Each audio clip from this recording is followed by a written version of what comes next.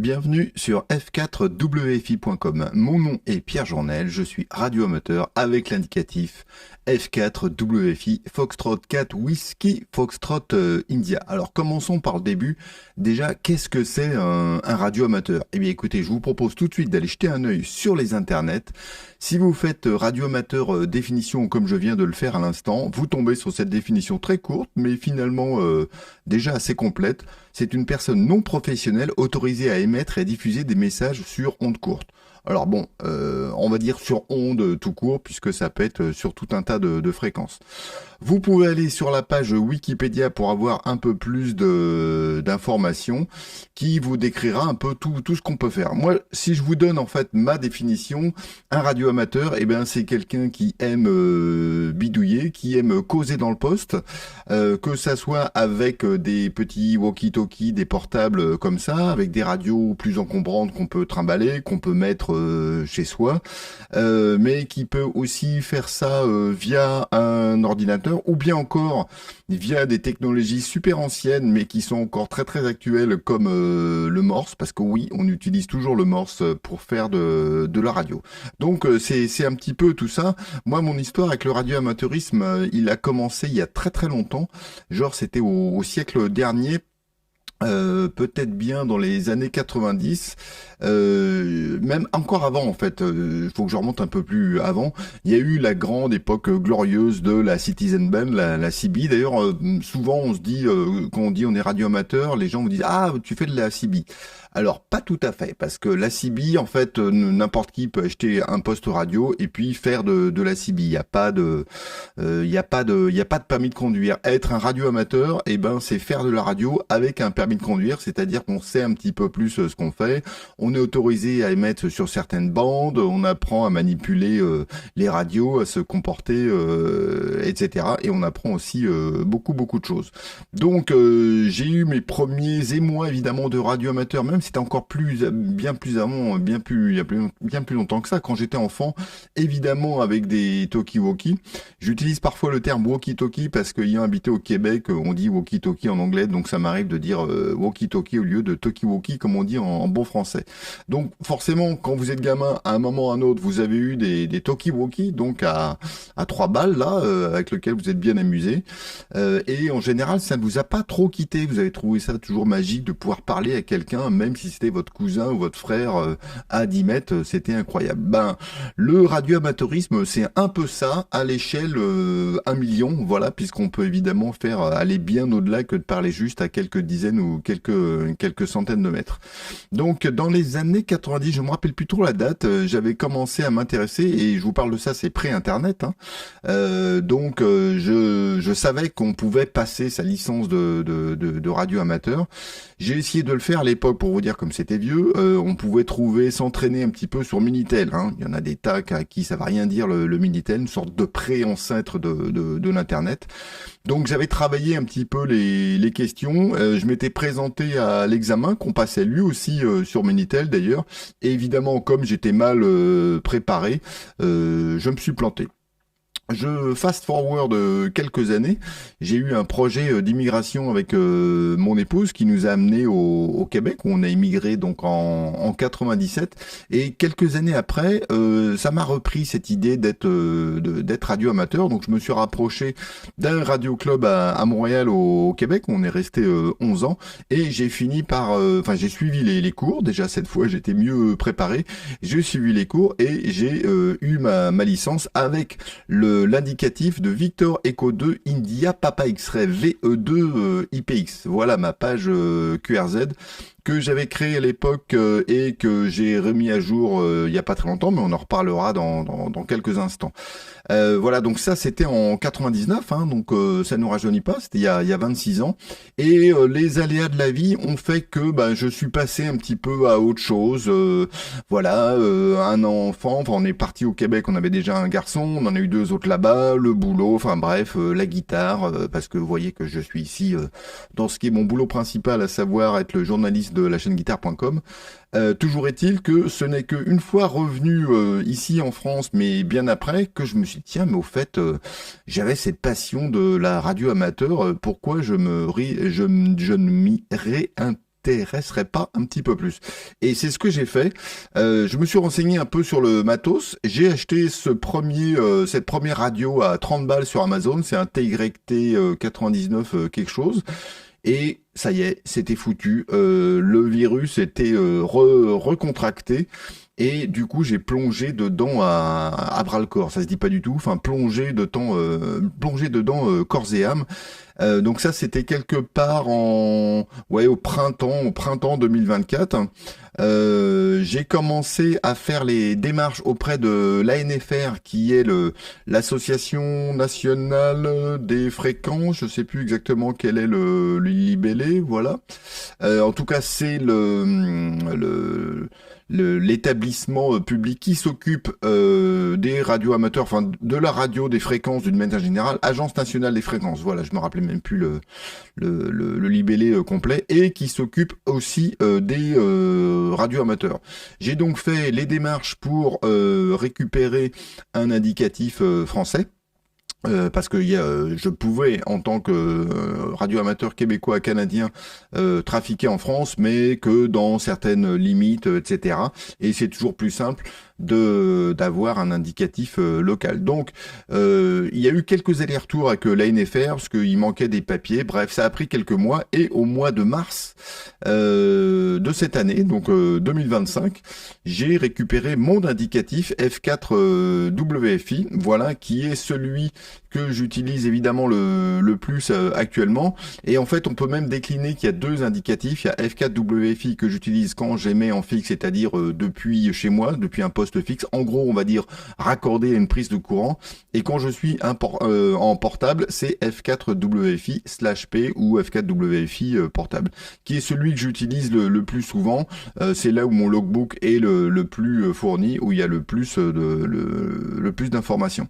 Donc, je me suis vraiment replongé avec délice dans cette passion.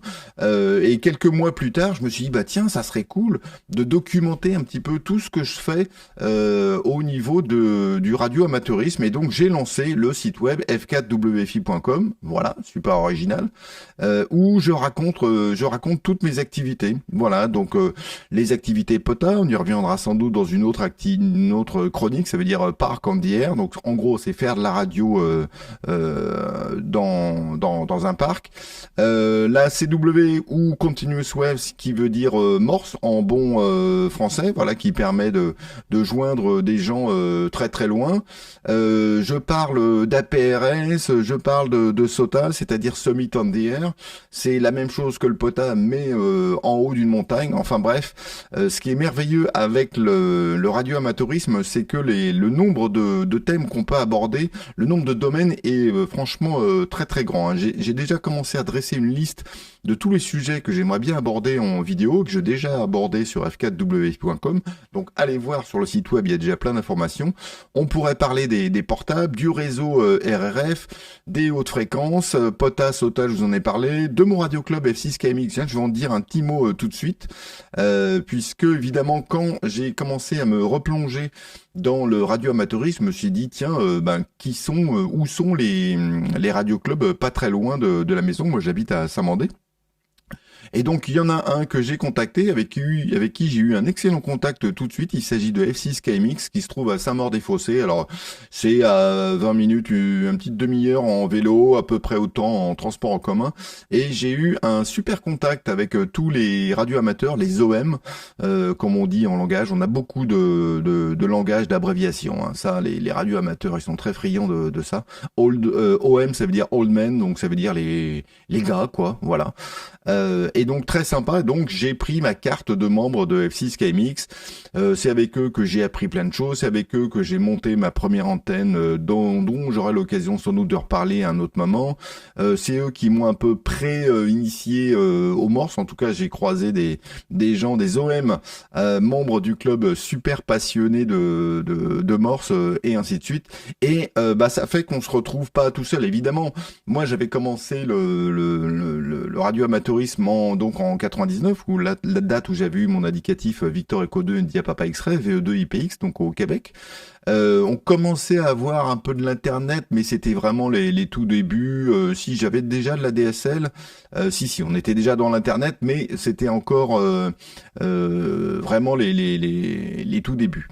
Et donc 25 ans plus tard, les choses ont beaucoup avancé. On a maintenant des appareils bien plus perfectionnés. Alors, il y a celui-là que je vous ai montré à l'instant qui vaut 30 balles, mais on a aussi des portables, des pockets, des walkie-talkies, donc bien plus perfectionnés, comme celui-là qui est un peu mon portable de prédilection. C'est un Yaesu FT5D qui est une machine de guerre bibande UHF, VHF, qui permet de faire de la PRS, qui permet de faire plein de choses, qui vaut à peu près 20 fois le prix de l'autre que je vous ai montré, c'est-à-dire de celui-là. Alors, c'est évidemment pas tout à fait la même qualité, mais qui permet grosso modo de faire la même chose en un petit peu plus perfectionné.